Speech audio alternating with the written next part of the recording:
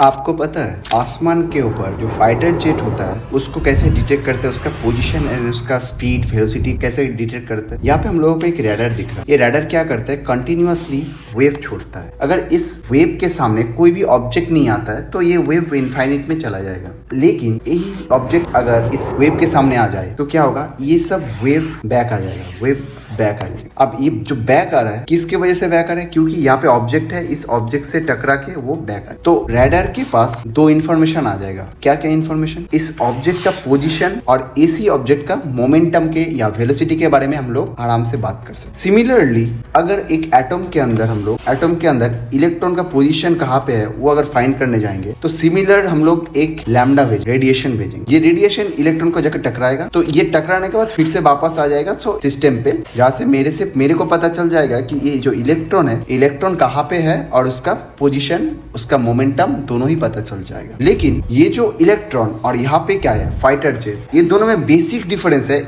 Electron एक microscopic particle है, तो माइक्रोस्कोपिक पार्टिकल को तब जब तुम डिटेक्ट करने जाओगे तो क्योंकि माइक्रोस्कोपिक पार्टिकल है तो कुछ ना कुछ एरर आएगा। जो एरर आता है, एक तो पोजीशन और मोमेंटम एक साथ तुम अगर निकलने जाओगे तो एरर आएगा। तो position, uncertainty of position and uncertainty of momentum कितना मिनिमम आएगा, मिनिमम h/4 पाई तो आएगा ही आएगा, मतलब मिनिमम इतना एरर आएगा।